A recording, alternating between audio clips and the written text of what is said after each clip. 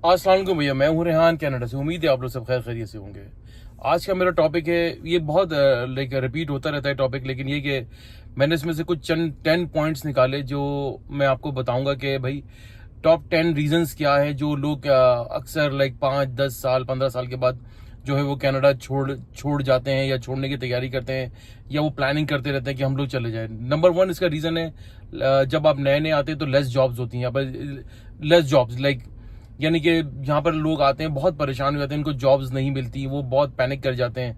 3-4 साल तक वो अदर देन फील्ड के अंदर वो जॉब करते रहते हैं। लेट सपोज अगर एक कोई बंदा फार्मासिस्ट है तो यहाँ पर आकर फिर वो उसको जॉब नहीं मिलती तो वो दूसरी जॉब्स में चला जाता है, कोई सेल्स की जॉब में चला जाता है, और फिर वो 3-4 साल वो इसी एक चक्की के अंदर पिसता रहता है। तो वो एक बोलता है यार मेरा जो करियर था वो तो मैंने बिल्कुल ज़ाया ही कर दिया, और मैं उसके बाद वो सोचता है कि यार क्यों ना मैं दोबारा अपनी कंट्री में चला जाऊं, मैं कहीं किसी और कंट्री में ट्राई करूं। This is one of the reason जो होता है कि जो उसको अपनी फील्ड की जॉब नहीं मिलती। सेकंड नंबर पर है यहाँ पर भाई हाई टैक्सेस। यहाँ पर taxes like to be very honest बहुत ज़्यादा है। Whether you are doing your own job, like whether you are doing your own business और लाइक जॉब कर रहे हैं तो टैक्सेस आपको मार देते हैं। यहाँ पर लाइक 43% तक जॉब करने वालों का टैक्स चला जाता है। अगर लेट सपोज अगर आपकी 1,09,000 सैलरी है साल की, तो 1,09,000 $109,000 सैलरी है तो आपका तकरीबन 43% आपका टैक्स कट जाता है, which is too much high. तो लोग ये सोचते हैं कि यार इतने सालों हमने जॉब करी, यहाँ पर सब कुछ करा, और इसके बाद हमारा हर महीने हर साल इतना टैक्स कट जाता है। उसके बाद भी फिर हम जब टैक्स रिटर्न फाइल करते हैं, जिनकी हाई पे सैलरी होती है, वो टैक्सेस उल्टा वो दे रहे होते हैं। और लाइक क्योंकि मियाँ बीवी मिलके फिर उनकी अगर हस्बैंड 100,000 प्लस कमा रहा है, बीवी तकरीबन मोरलेस इतना कमा रही है, तो उनका बहुत ज्यादा टैक्स में की मद में यहाँ पर उनका पैसा चला जाता है। ये वन ऑफ द रीजन है, जो second one of the reason है जिसकी वजह से लोग प्लान करते हैं कि यार किसी टैक्स फ्री कंट्री में चले जाएं जहाँ पे टैक्सेस कम हो। वो यूएस की तरफ चले जाते हैं। यूएस में क्योंकि टैक्सेस कम है, वहाँ हर कंट्री के अपने प्रॉस एंड कॉन्स होते हैं, तो वो इसलिए वो यूएस की तरफ मूव करते हैं या मिडिल ईस्ट की तरफ वो चले जाते हैं या किसी लो टैक्सेस कंट्रीज के अंदर वो सर्च करते हैं कि भाई जहाँ पे टैक्सेस कम हो वो वहाँ चले जाते हैं। नंबर थर्ड यहाँ पर है मोर्टगेज सिस्टम। मोर्टगेज यहाँ पर अभी जैसे आपको पता होगा इन दिनों में हम मोर्टगेज के हालात जो है ना बहुत ज़्यादा ख़राब हुए हैं। थोड़ा सा बेहतर मेल्ट डाउन होना शुरू हुआ है, कम रेट नीचे आना शुरू हुआ है, लेकिन अभी मोर्टगेज रेट बहुत ज़्यादा ऊपर गया हुआ है। तो यहाँ पर वन ऑफ द प्रॉब्लम ये है कि यहाँ पर जो मोर्टगेज आपका होता है वो 3 से 5 साल तक का आपका एक मोर्टगेज जो है वो रिन्यूअल के लिए आपको साइन करना पड़ता है। जबकि अदर देन अगर आप यूएस में जाते हैं तो यूएस में जब आप प्रॉपर्टी खरीदते हैं, एक तो प्रॉपर्टी वहां पे सस्ती होती है, कनाडा में प्रॉपर्टी बहुत ज्यादा आय है और वहां पर प्रॉपर्टी सस्ती होती है, और वहां पर आपका जो मोर्टगेज जो कॉन्ट्रैक्ट साइन होता है बैंक के साथ या किसी भी फाइनेंशियल इंस्टीट्यूट के साथ, वो 10 से 15 साल के लिए होता है। 10 से 12 साल या 15 साल तक, 10 और 12-14 के साल के दरमियान के बीच में होता है, जो कि आपका पीस ऑफ माइंड होता है कि 10-12 साल तक मुझे यार इतने पैसे देने हैं और मुझे ना कोई हैंकी पैंकी नहीं है, मुझे अदर बैंक के पास नहीं जाना पड़ेगा क्योंकि बहुत बड़ी इकॉनमी है उनकी। तो यहाँ पर 3 साल और 5 साल के बाद आपके सर के ऊपर एक टेंशन दोबारा आती है कि यार मुझे अब अपनी मॉर्गेज रिन्यूअल करानी है, या फिर आप बैंक को सर्च करते हैं, फाइनेंशियल इंस्टीट्यूट को सर्च करते हैं।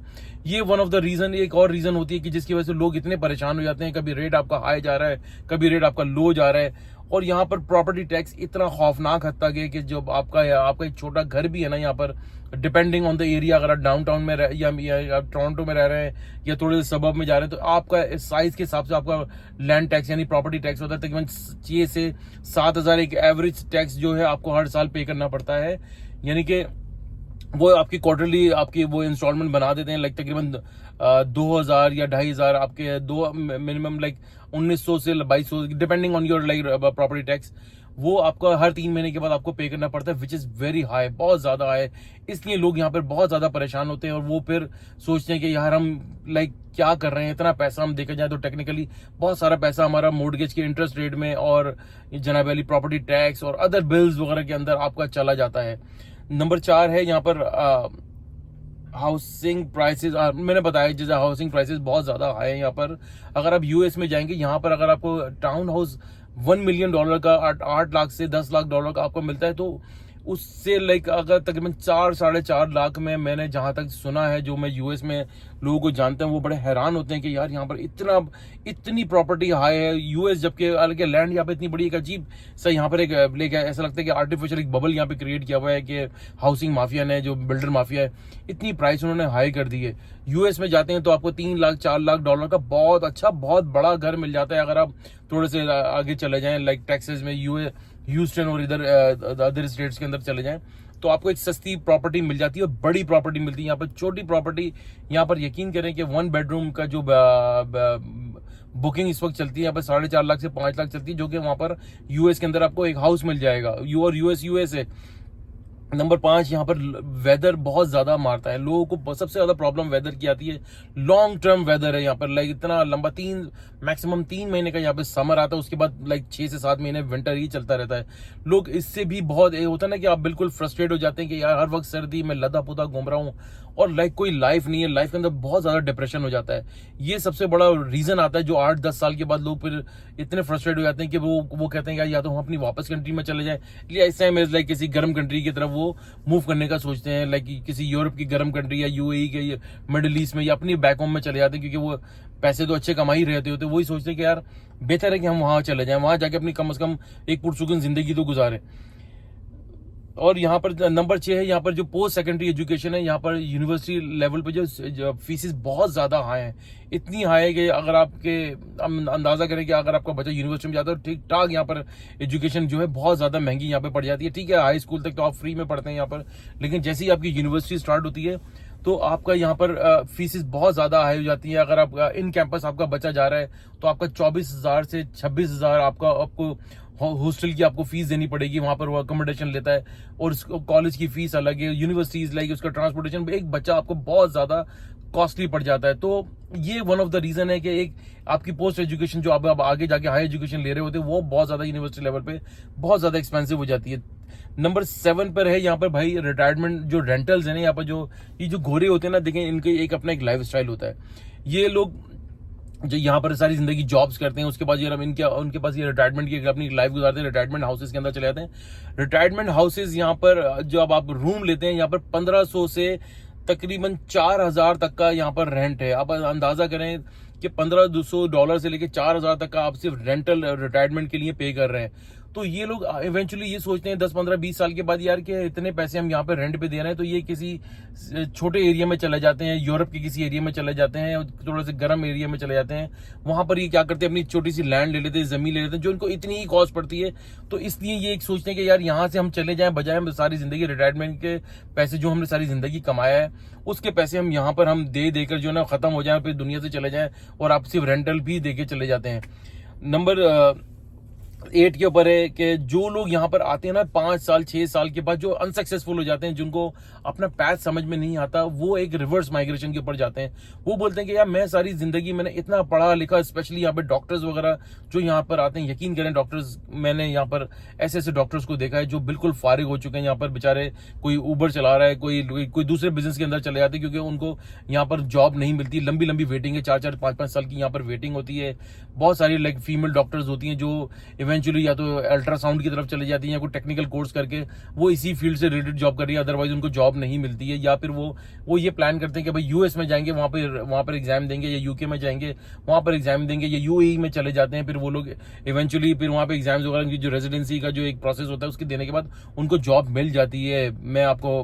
मैं अपने आपको लाइव एक्सपीरियंसेस बता रहा हूँ, जो जिनको मैं पर्सनली जानता हूँ। वो लोग यहाँ से यूएस चले गए या कनाडा चले गए, यूएस चले गए या यूके चले गए या दुबई और यूएई या सऊदी अरब चले गए, उनको बहुत अच्छी जॉब्स वहाँ पे मिल गई। नंबर 9 है भैया यहाँ पर हेल्थ केयर सिस्टम, बहुत ही जैसे कहते हैं कि थका हुआ सिस्टम, बिल्कुल आपकी खुदा ना करे आपको अगर कोई बीमार हो जाए या कुछ हो जाए, आपका भैया आपकी लंबी वेटिंग होगी। मैं ऑनेस्टली बताऊं, मैं भी अपने आई टेस्ट कराने गया तो वहां पर एक साहब बैठे हुए थे, तो एक बंदे को उसको बताया कि भाई आपकी आंख में जो ना वो मोती है। तो बाहर आके उसने, जो बंदा था, जो काउंटर पे बंदा बैठा, उसने लगा मेरी आंख में डॉक्टर साहब ने मोतिया बताया। तो मेरी उसने फिर चेक करके बताया कि उसने बोला कि आपकी वेटिंग जो है 6 से 8 महीने की है, तो बेहतर है कि आप या पाकिस्तान चले जाएं, इंडिया चले जाएं, वहां पे करंट अपना जो ना अपॉइंटमेंट लें और अब मोतिया का अपना ऑपरेशन कराएं। यहाँ पर ये हालात है कि 6 से 8 महीने की यहाँ पर लॉन्ग टर्म वेटिंग होती है, डॉक्टर्स अवेलेबल नहीं होते, जो लोग न्यू कमर्स आ रहे हैं उनको डॉक्टर्स मिलने के लिए इंतहा ज्यादा परेशानी होती है। नंबर 10 है भैया यहाँ पर डिफरेंट कल्चर। यहाँ पे पूरी दुनिया के लोग यहाँ पर आए हैं, पूरी दुनिया के। आप लोगों को ऐसे ऐसे लोग यहाँ पर मिलेंगे कि आपके हैरान रह जाएंगे, आपकी अकल दंग रह जाएगी कि यार ऐसे कैसे लोग हैं। मैंने तो अखबारों में, न्यूज़पेपर में ऐसे लोगों के बारे में पढ़ा भी नहीं था जो मुझे यहाँ पर मिला है। तो इवेंचुअली वो एक फ्रस्ट्रेशन हो जाती है कि यार मैं अपना जो ओरिजिनल जो मेरा कल्चर था, जो मैं वहां से लेकर आया था, वो मेरा बिल्कुल खत्म हो गया। मुझे ये नहीं पता कि मैं किस कल्चर को मैं बिलोंग करता हूँ, मैं क्या करूंगा, मैं कहाँ जाऊंगा। तो ये सब चीजें जो ना, सब चीजें मिला गई टॉप 10 पॉइंट्स जो बनते हैं, इनकी वजह से जो ना लोग फिर इवेंचुअली यहाँ से चले जाते हैं। बहुत कम लोग जाते हैं लेकिन जाते जरूर हैं। ये सब टॉप 10 रीजन जो मैंने आपको बताई कि वन ऑफ दोज रीजन है जिसकी वजह से लोग कनाडा छोड़कर चले जाते हैं। वीडियो अच्छी लगे तो प्लीज लाइक करें, सब्सक्राइब करें, बेल आइकन का बटन जरूर दबाइएगा, शेयर करना ना भूलिएगा। दुआ दीजिए, दुआ लीजिए, दुआ में बड़ी ताकत है। सदका खैरात चैरिटी करते रहा कीजिए, ये आपको बड़ी बड़ी बलाओं आफात से बचाती है। इंशाल्लाह नेक्स्ट वीडियो के साथ फिर हाजिर होऊंगा, तब तक के लिए अल्लाह हाफिज।